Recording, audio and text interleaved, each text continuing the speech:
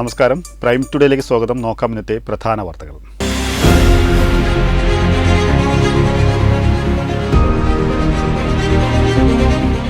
കുടിവെള്ളം മുടങ്ങിയിട്ട് ഒരു വർഷം. പെരുവഴി അമ്പലത്ത് പെരുവഴിയിലായി നിരവധി കുടുംബങ്ങൾ.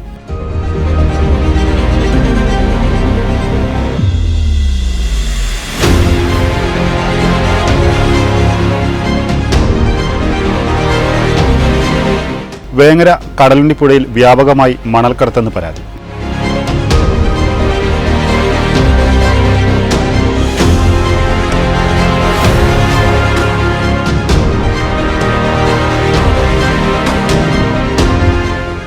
ലോക്സഭാ തെരഞ്ഞെടുപ്പിന് ജില്ല സജ്ജം.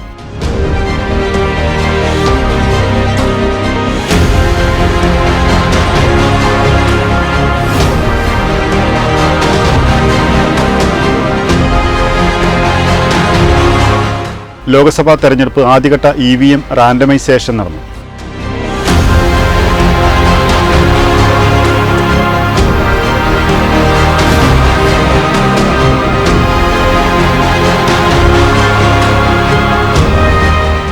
തിരൂർ പ്രസ് ക്ലബ്ബ് ഇഫ്താർ സംഗമം നടത്തി.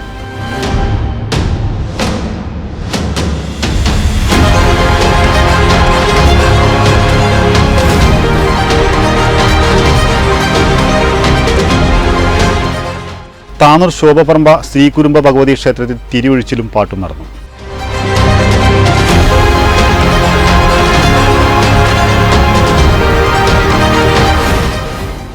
വിശദമായ വാർത്തകൾ. കുടിവെള്ളം കിട്ടാക്കനിയായ ഒരു പ്രദേശമുണ്ട് തിരൂരിൽ. തിരൂർ നഗരസഭ 6-ാം വാർഡിൽ പെരുവഴിയമ്പലം മിച്ചഭൂമി പ്രദേശത്താണ് നിരവധി കുടുംബങ്ങൾക്ക് കുടിവെള്ളം കിട്ടാക്കനിയായത്. കോളനിയിൽ 54 കുടുംബങ്ങളിൽ 30ഓളം കുടുംബങ്ങൾക്ക് ലഭിച്ച പൈപ്പ് ലൈനിലാണ് ഒരു വർഷത്തിലേറെയായി കുടിവെള്ളം നിലച്ചിട്ട്. എന്നാൽ മാസത്തിൽ നൽകേണ്ട മിനിമം ചാർജ് അടയ്ക്കുകയും വേണം. ശക്തമായ പ്രതിഷേധ സമരങ്ങൾക്ക് നേതൃത്വം നൽകാനൊരുങ്ങുകയാണ് പ്രദേശവാസികൾ. ഞങ്ങളെ ഒരു കൊല്ലമായി വെള്ളം വന്നിട്ട് പൈപ്പിൽ. ഞങ്ങൾ ഈ വെള്ളം ഇല്ലാത്തവരെങ്ങോട്ടാ പോവുക? കിണറില്ല ഞങ്ങൾക്ക്. അതുകൊണ്ടാണ് ഞങ്ങൾ പറഞ്ഞത് മാസം ഒരു ബില്ല് വരും, ഞങ്ങൾ പൈസ അടയ്ക്കണം. ബില്ല് ബില്ല് ഞങ്ങൾ അടയ്ക്കൂല. എന്താണെന്നറിയാം, ഈ വെള്ളം വരാതെ ഞങ്ങൾ എന്തിനാ ബില്ലടിക്കുന്നത്? വർഷത്തിൻ്റെ മേലെയായി ഇപ്പോൾ വെള്ളം വന്നിട്ട് നൂല് പോലെയാണ് വരുന്നത്. അവർ പറഞ്ഞത് നടുലങ്ങാടിയിൽ എന്തോ പൈപ്പ് പൊട്ടിക്കൊണ്ടാണ് എന്നാണ് അവർ പറഞ്ഞത്. കുറേ മാസങ്ങളായി ഞങ്ങൾ പോയിട്ട് പരാതിയും കൊടുക്കുന്നുണ്ട്. പക്ഷെ അതിനൊരു നടപടി ഇതുവരെ ഉണ്ടായിട്ടില്ല. ഒരു വർഷമായി ഞങ്ങൾക്ക് വെള്ളം വന്നിട്ട് ഞങ്ങൾക്ക് ഒരു തുള്ളി വെള്ളം കിണറുള്ളവരോടൊന്നും കിണറ്റിൽ വെള്ളമില്ല. അപ്പോൾ ഒരു തുള്ളി വെള്ളമില്ല, ഒരു കൊല്ലം. ഇനി അഥവാ ഒരു തുള്ളി വരികയാണെച്ചെങ്കിൽ ഞങ്ങൾ പുറത്ത് എന്തെങ്കിലും പോയി വരുമ്പോഴേക്കും അതും ഇല്ല.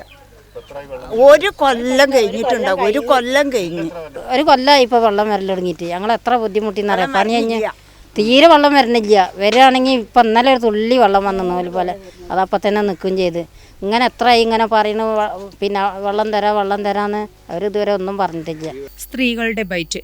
22 വർഷം മുമ്പാണ് പെരുവഴിയമ്പലം മിച്ചഭൂമി പ്രദേശത്ത് കുടിവെള്ള പൈപ്പ് ലൈൻ യാഥാർത്ഥ്യമാവുന്നത്. 54 കുടുംബങ്ങളിൽ 30 വീടുകളിലും പൈപ്പ് ലൈൻ സ്ഥാപിച്ചു.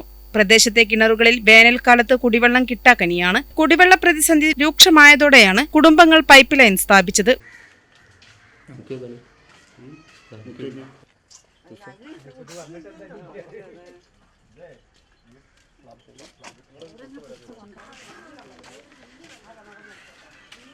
ഒരു വർഷത്തിലേറെയായി പൈപ്പ് ലൈൻ വെള്ളം നിലച്ചിട്ട്. വെള്ളം വന്നില്ലെങ്കിലും 148 രൂപ മിനിമം ചാർജ് അടയ്ക്കുകയും വേണം. വർഷം കൂടുമ്പോഴാണ് ബില്ലടയ്ക്കേണ്ടി വരിക. അപ്പോഴേക്കും വലിയ തുക അടയ്ക്കേണ്ടതായി വരും. ഒരു വർഷത്തിൻ്റെ മേലെയായി ഇപ്പം ഇങ്ങനെ വരവ് തുടങ്ങിയിട്ട്. ഇപ്പം ഞാൻ കണക്കെടുത്തിട്ട് 7 വർഷം കഴിഞ്ഞു. അതുവരെ ഈ 5-5.5 വർഷവും നല്ല രീതിയിൽ വെള്ളം വന്നിരുന്നു. ഇപ്പോൾ അവർ പറഞ്ഞത് നമ്മൾ എന്നിട്ട് ഈ പറഞ്ഞ പോലെ നമ്മൾ പല സ്ഥലത്തും വാട്ടർ അതോറിറ്റിയിലൊക്കെ അവരോട് പറഞ്ഞു. അപ്പോൾ അവർ പറയുന്നത് ഇതാണ്, അതായത് ഈ KRFBൻ്റെ സമ്മതം കിട്ടുന്നില്ല. വാട്ടർ അതോറിറ്റി അവർ ക്യാഷൊക്കെ അടച്ചു. ഞങ്ങൾ എഞ്ചിനീയർമാരായിട്ട് അവരൊക്കെ സംസാരിച്ചു. അപ്പോൾ അവർ പറയുന്നത് ഇതാണ്, KRFBൻ്റെ ഇത് കിട്ടുന്നില്ല. പിന്നെ അങ്ങനെ ഒരു ന്യൂസ് കേട്ട് നമ്മളെ ഒരാളെങ്കിലും റോഡ് ഉണ്ടാക്കി അവരെ പെർമിഷൻ കിട്ടില്ല. അപ്പോൾ ഇതിങ്ങനെ എങ്ങനെയാ വെച്ചിട്ടുമ്പോൾ മാസം എങ്ങനെയായാലും ഈ വെള്ളം വരാതെ 148 അടയ്ക്കണം. ഇപ്പം നമ്മൾ ആദ്യം അടച്ചിരുന്നത് 48 രൂപയായിരുന്നു 2 മാസത്തിന്. അപ്പോൾ നമ്മൾ കരം കൂട്ടിയതുകൊണ്ട് ആ പേരിലാണ് സംഭവമുള്ളത്. പക്ഷേ ഇപ്പോൾ ഇത് മിനിമം ചാർജ് 148 അടയ്ക്കണം. അതിപ്പോൾ ചിലപ്പം നമ്മൾ 6 മാസം 5 മാസം കൂടുമ്പോഴായിരുന്നു അടച്ചിരുന്നത്. ഇതിപ്പോൾ മാസം അടയ്ക്കുന്നവർക്കല്ലേ ഇപ്പോൾ ഇത് പറ്റുള്ളൂ. ഇലക്ട്രിസിറ്റിമാർ വന്ന് കട്ട് ചെയ്യില്ല. അപ്പോൾ 5 മാസം 6 മാസം ആകുമ്പോൾ കാശ് എത്രയായി? 1000 റുപ്യേൻ്റെ എമൗണ്ട് വരും. സാധാരണക്കാരന് താങ്ങാൻ പറ്റില്ല. പിന്നെ ഇപ്പോൾ കിണർ, ഇപ്പോൾ ഞങ്ങൾക്ക് കിണറുണ്ട്, പക്ഷേ ഇതാണ് ബക്കറ്റ് ഇട്ടിട്ട് മുക്കാൻ കഴിയില്ല, കലങ്ങി പോവുകയാണ്. കൊടുക്കാൻ ഒരാൾക്ക് ഉണ്ടെങ്കിലല്ല നമ്മൾ ഒരാൾ വന്ന് മുക്കി കൊണ്ടുപോകാനും പറ്റുള്ളൂ. അപ്പോൾ അങ്ങനത്തെ ഒക്കെ ഓരോരോ ബുദ്ധിമുട്ട്. അതിന് ഈ വാട്ടർ അതോറിറ്റീൻ്റെ ഇതിന്ന് എന്തെങ്കിലും അനുകൂലമായ ഒരു തീരുമാനം അവർ നടത്തണം. കോളനി പ്രദേശമാണ് ഈ ഒരു ഭാഗം. മിച്ചഭൂമി എന്ന് പറയുന്ന കോളനിയാണ്. അപ്പോൾ ഇവിടെ വെള്ളമില്ല എന്ന് പറഞ്ഞാൽ അത് വല്ലാത്തൊരവസ്ഥയാണ്. നിരന്തരം മുനിസിപ്പാലിറ്റിക്കകത്തും വാട്ടർ അതോറിറ്റി അടുത്ത് ചെന്ന് പറഞ്ഞിട്ട് അത് രണ്ടു കൂട്ടരും കണ്ണും ചിമ്പി നിൽക്കുന്ന ഒരവസ്ഥയാണുള്ളത്. ഇതിനൊരു പരിഹാരമാണ് ഞങ്ങൾക്ക് വേണ്ടത്. കാരണം നല്ല വേനലവധിയല്ലേ വരുന്നത്. ആ ഒരു സമയത്ത് ഇങ്ങനെ ആളുകൾ നെട്ടോട്ട് ഓടുന്ന ഒരവസ്ഥയാണ് ഇപ്പോൾ ഉള്ളത്. അപ്പോൾ അതിനൊരു പരിഹാരം എന്താണോ ചെയ്യാൻ പറ്റുന്നത് അത് ഞങ്ങൾക്ക് ചെയ്തു തരണം എന്നാണ് പറയാനുള്ളത്. നവകേരള സദസ്സിലും പരാതി നൽകിയിരുന്നു. തിരൂർ കടലുണ്ടി KRFB റോഡിലെ നടുവിലങ്ങാടി പെരുവഴിയമ്പലം ഭാഗത്ത് ലീക്ക് വന്നതാണ് പ്രതിസന്ധിക്ക് കാരണമെന്നതാണ് മറുപടി വന്നത്. ശാശ്വത പരിഹാരം അവിടെയും ആയില്ല. തിരൂർ നഗരസഭയ്ക്കും വാട്ടർ അതോറിറ്റിക്കും നിരന്തരം പരാതികൾ വേറെയും നൽകിയിട്ടും പരിഹാരമായില്ലെന്നും പ്രദേശവാസികൾ പറയുന്നു. വെട്ടൻ ന്യൂസ് തിരൂർ. വേങ്ങര കടലുണ്ടി പുഴയിലെ ഇല്ലിപ്പിലാക്കൽ മുച്ചറാണിക്കടവിൽ നിന്നും വ്യാപകമായി മണൽ വാരലുണ്ടെന്ന് പരാതി. വേങ്ങര പാലാണി തോണിക്കടവ്, മഞ്ഞമാട് കടവ് എന്നിവിടങ്ങളിലാണ് അനധികൃത മണൽവാരൽ നടക്കുന്നതായി പറയുന്നത്. വേങ്ങര പാലാണി തോണിക്കടവ്, മഞ്ഞമാട് കടവ് എന്നിവിടങ്ങളിലെ കടവുകളിൽ കരഭാഗങ്ങളിൽ മണൽച്ചാക്കുകളിൽ നിറച്ചും കൂട്ടിയിട്ട നിലയിലും കാണുന്നത് പിന്നീട് അപ്രത്യക്ഷമാകുന്നതും പതിവാണെന്നും പ്രദേശവാസികൾ പറയുന്നു. 4 മാസം മുമ്പ് രഹസ്യമായി കിട്ടിയ വിവരത്തിന്റെ അടിസ്ഥാനത്തിൽ വേങ്ങര പോലീസ് മുൻ ഇൻസ്പെക്ടർ മുഹമ്മദ് ഹനീഫ നടത്തിയ പരിശോധനയിൽ മണൽ കടത്താൻ ഉപയോഗിക്കുന്ന തോണിയും മണലും പിടികൂടിയിരുന്നു. ഇല്ലിപ്പിലാക്കൽ മുച്ചറാണി കടവിൽ രാത്രി സമയങ്ങളിൽ മയക്കുമരുന്നായ MDA ഉപയോഗിച്ചും മദ്യപിച്ചും വീടുകളിൽ മുട്ടലും മറ്റും സ്ഥിര സംഭവമാണ്. മണൽ കടത്തുണ്ടെന്ന വിവരം പുറത്തറിയിക്കുന്നവരെ ഭീഷണിപ്പെടുത്തുന്നതിനാൽ പലരും ഇപ്പോൾ അധികൃതരെ വിവരം അറിയിക്കാൻ ഭയപ്പെടുകയാണെന്നാണ് നാട്ടുകാർ പറയുന്നത്.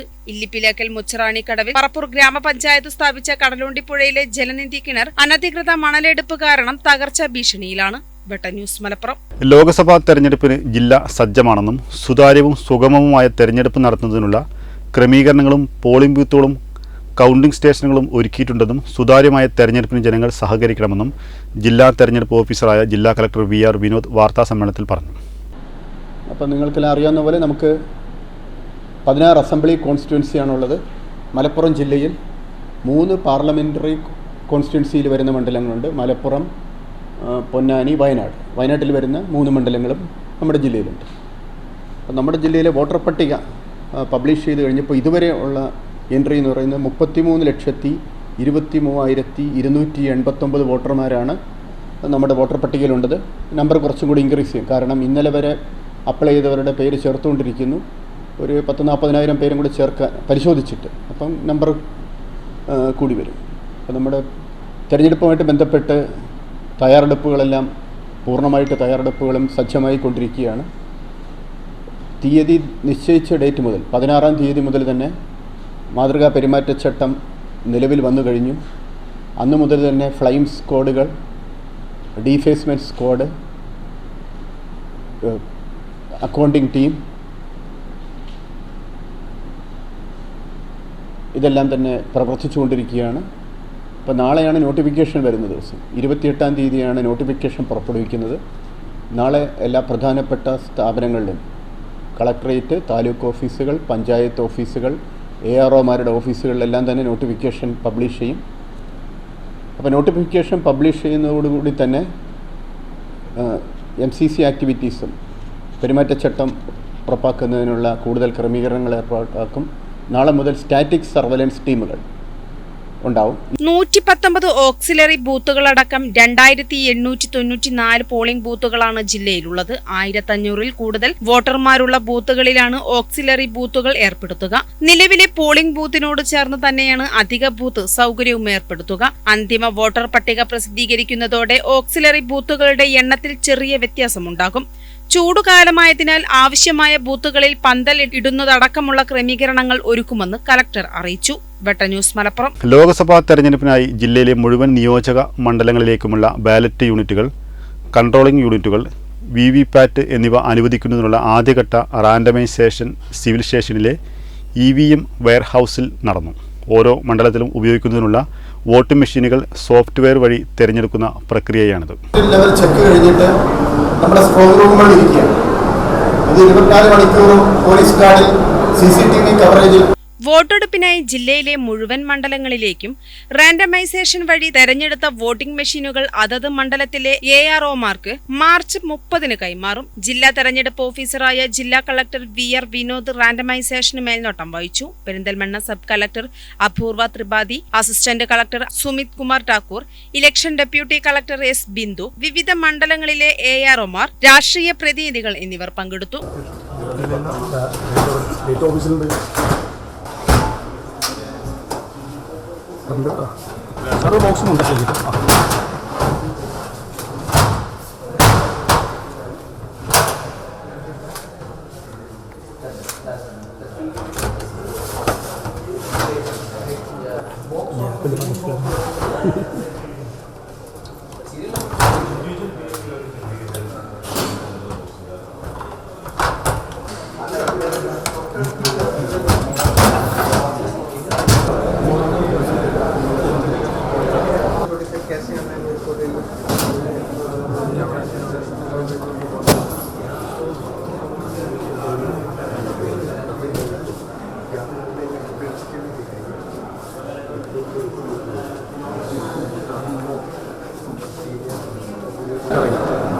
വെട്ടന്യൂസ് മലപ്പുറം. തിരൂർ പ്രസ് ക്ലബ് ഇഫ്താർ സംഗമം തിരൂർ ലയൺസ് ക്ലബ് ഹാളിൽ സംഘടിപ്പിച്ചു.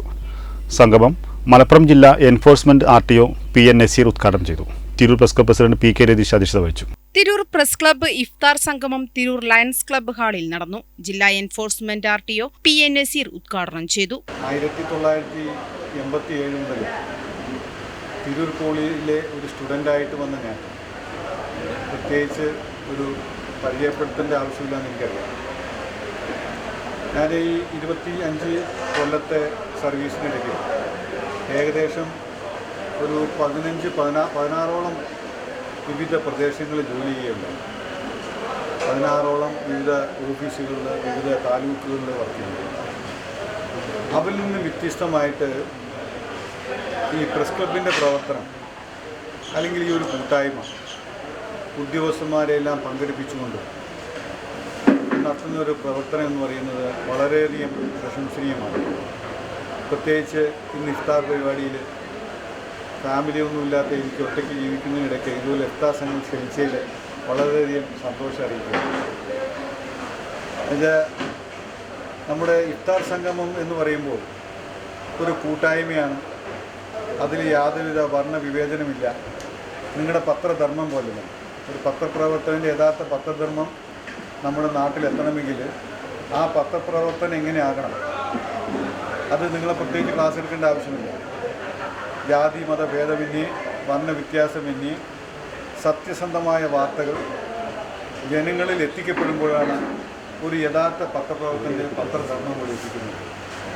അതിലെന്തായാലും തിരൂരിൽ പ്രത്യേകിച്ച് പത്രപ്രവർത്തകർ എടുക്കുന്ന പ്രയത്നങ്ങൾ, പ്രവൃത്തികൾ വളരെയധികം അഭിനന്ദനാർഹമാണ്.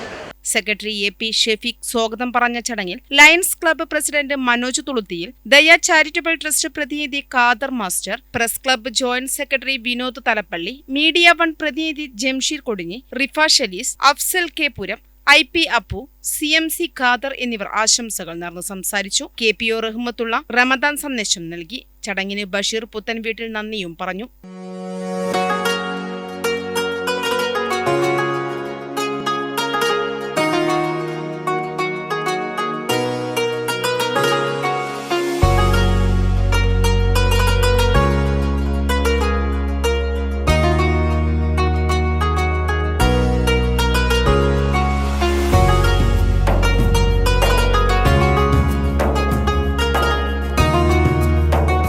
ജയ്സൽ വെട്ടം, റഷീദ് തലക്കെടുത്തൂർ, റാഷിഖ് വെട്ടം, സുരേഷ് പുറത്തൂർ, ഇസ്ഹാഖ് വെട്ടം, സുമേഷ് കാവഞ്ചേരി, ബൈജു അരിക്കാഞ്ചിറ, അശോകൻ, സന്തോഷ് കാവിലക്കാട്, ഷെഫീർ ബാബു, ആസാദ്, ഇർഷാദ്, നവാസ് തുടങ്ങിയവർ നേതൃത്വം നൽകി. വെട്ട ന്യൂസ് തിരൂർ. താനൂർ ശോഭപ്പറമ്പ് ശ്രീകുരുമ്പ ഭഗവതി ക്ഷേത്രത്തിലെ തിരിയൊഴിച്ചിലും പാട്ടിനും ഭക്തിസാന്ദ്രമായ തുടക്കം. കാരാട് നെല്ലുളി തറവാട്ടിലെ മച്ചിൽ കുടിയിരിക്കുന്ന ഭഗവതിയെ ചെണ്ടമേളത്തോടും വാദ്യ ആഘോഷത്തോടും കൂടി താലപ്പൊലിയോടെ ശോഭപ്പറമ്പ് ക്ഷേത്രത്തിലേക്ക് എഴുന്നള്ളിച്ചു കൊണ്ടുവന്ന് ഭഗവതിയെ ക്ഷേത്രമുറ്റത്ത് പ്രത്യേകം തയ്യാറാക്കിയ ബലാലയത്തിലേക്ക് 16 കാൽ പന്തലിൽ ആവാഹിച്ച് കുടിയിരുത്തി.